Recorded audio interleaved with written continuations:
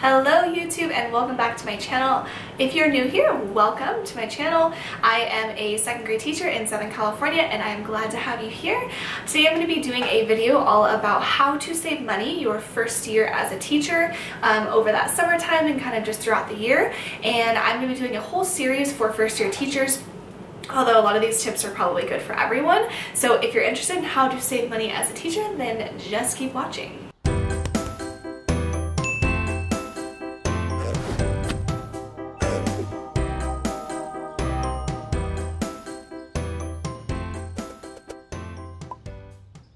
Okay, so I'm just going to be sharing some of the tips that I have and some of the things that I've written down. I said on Instagram for people to kind of give me some ideas of things that they would want to know as a first year teacher, or things that maybe they want to share for other first year teachers if they are not first year teachers. And I had so many people message me and say that they just want to know kind of how to save money as a first year teacher. It can be extremely expensive if you don't kind of watch yourself. A lot of teachers don't get paid until like almost 2 months into the school year, which means, and we only get paid once a month anyway, so a lot of teachers aren't getting paid until almost like the end of September. So I think it's really important to try and save as much money as you can just throughout this time of the year. And there's a lot of things that you don't need to spend money on that I think a lot of people do spend money on. So one of my first tips to saving money is to not buy any supplies until you've gone to your school site and you kind of know what they're going to give you. So when I say supplies, I mean like scissors, glue sticks, crayons, pencils, like erasers, like little things like that that isn't necessarily for you but stuff for the kids to use. Go to your site and ask them, or like somehow get a hold of someone to ask like what does the school actually provide, because at my first school they provided nothing like really when I first got there, but then they would start making orders and they would get stuff for us, so there were a lot of things that I didn't need to buy. And then at my second school that I work at now, I like was gonna go out and buy a bunch of stuff because I assumed that they weren't gonna provide anything, and I got there and they literally provided everything. So I am so glad that I didn't go out and spend a bunch of money, especially like on scissors. Scissors was one of those things that I was going to buy because my old school didn't provide scissors. I was going to buy a class set and I didn't, just because I was like, oh wait, I don't know, I just waited. And then my school provided a whole class set of scissors to me. So there's a lot of things that you just need to kind of wait and see. I know it's super tempting, especially when you find a really good deal on some school supplies, and you can buy like a few, you know, just as backups or something like that. A lot of times if I get a new student, then I'll have to use like the ones that I have, just because it's easier than having to like go up to the office and like ask for some more or anything like that. It's just easier to like grab one of the ones that I have that was mine. And then I like to keep some for myself as well. So do buy some, but like don't go buy a class set of things if you don't know that you need them yet. Now if your school doesn't provide anything, then yes, go out and, you know, spend the money to buy it if you need to, but check with your school first. Another really hard thing, and I'll even like admit that I am the worst at this, is don't just buy things to buy them because you saw them on like Instagram or wherever. I am like notorious for, if I see something on Instagram, like I will be on a mission to go find that thing and I won't stop until I find it. And a lot of times I'll get it and then I don't use it for anything. So like for example, I bought these little tweezers at Dollar Tree last summer and I kept seeing people post about them and I was like, oh my gosh, those are the cutest things ever, I really want them. And then I bought them. I bought like 4 of them, which granted they're only $1, I only spent like $4, but still, I never once used them the entire year. It was like just a waste of $4 because I never found a reason to use them. And that doesn't mean that other people couldn't find a reason to use them. I just specifically like couldn't find a way to use them, and so it was just kind of a waste. And yeah, so don't just buy it because Instagram tells you you need it. There is certain things that like are really good ideas you can get off Instagram, but there's a lot of things that like teachers buy that you don't need to buy. Maybe wait until you've kind of started that year, or wait until the next summer to spend a little bit more money. That first year I feel like you do have to spend a lot more money than you would other times of the, or other like summers, just because you're trying to build up your classroom still. So maybe wait until the following year, especially like a teacher toolbox. I still have not bought a teacher toolbox. Last summer I was convinced I needed one.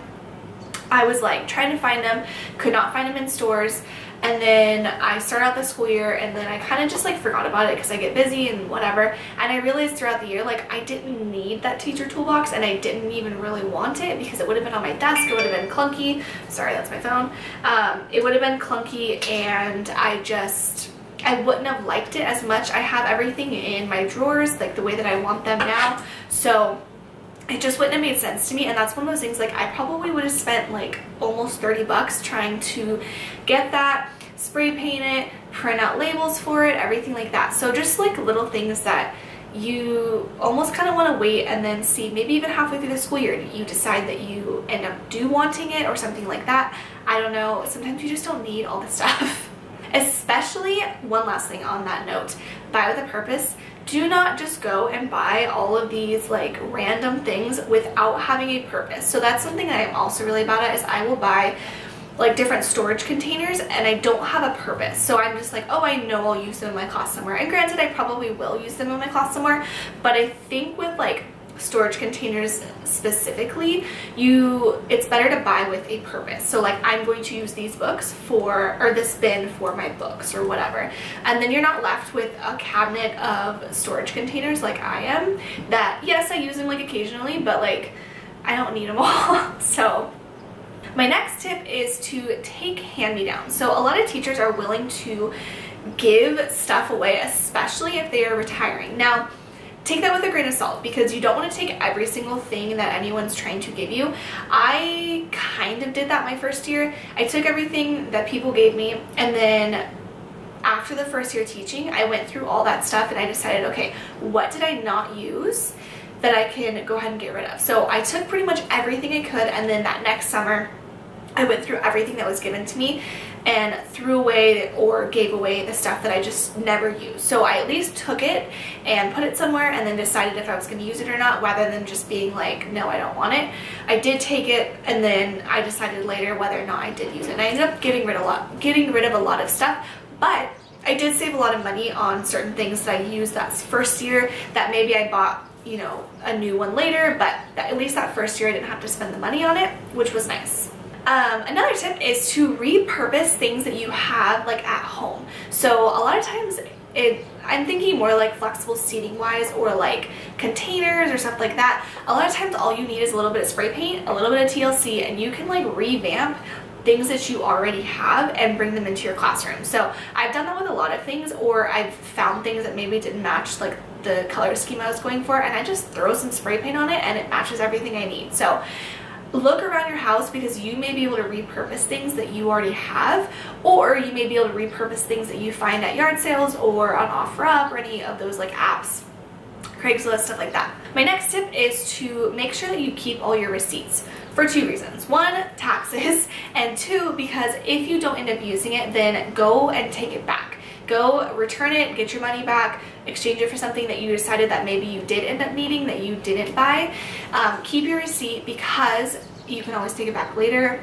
It's just handy. And then you also need it for taxes, so kill two birds with one stone.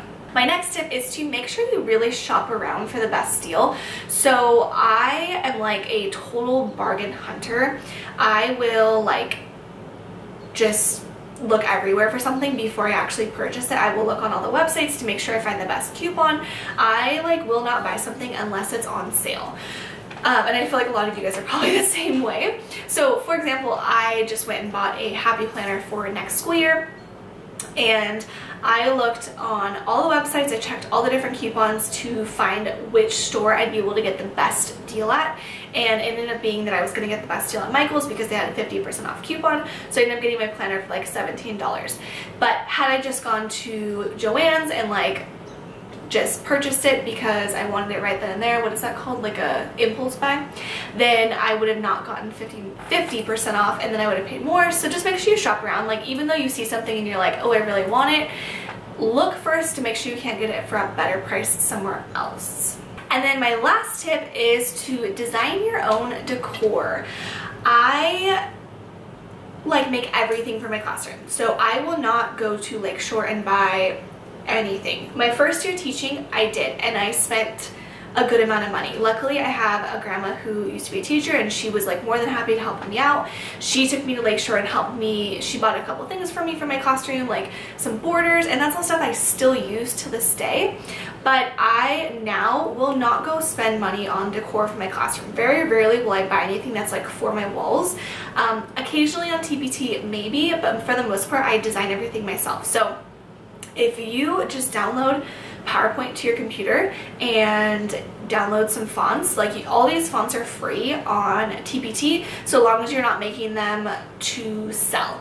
So you can download a font, most of the fonts for free, as long as it's just something that is just for personal use. Now, stuff that I want to go sell, I do have to make sure I buy the font for it, but if it's just for you, then just go onto PowerPoint, make whatever it is you want. You can design this the right color, you can design the right font, you can design the right size you want, you can make it to fit your classroom exactly, which I think is a lot better, because a lot of the stuff that I would get at Lakeshore come in like those little cute packs. It's like classroom themed like wall stuff. I wouldn't use like half of it, or I'd like have to figure out how to use it in my classroom just for the sake of like wanting to use it. So I feel like you definitely get a lot more bang for your buck if you just design it yourself.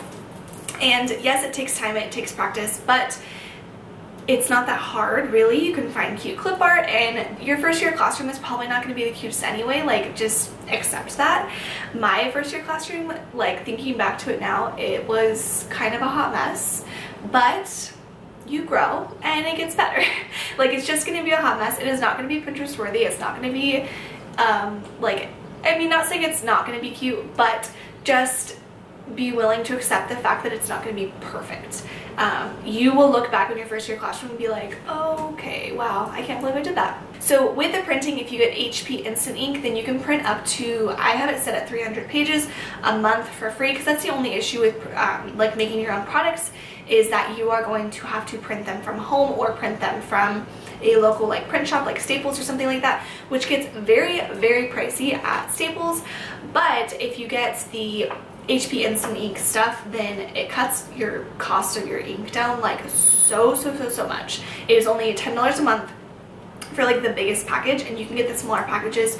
I have the biggest one, and it's 300 pages a month, and then the pages also roll over up to another 300. So like right now I have 600 pages I could print, and I only paid $10 for the month, and as soon as you start running out of ink, they automatically send you a new one. So super like helpful, totally worth it. I will never go back to just buying ink because it is so expensive.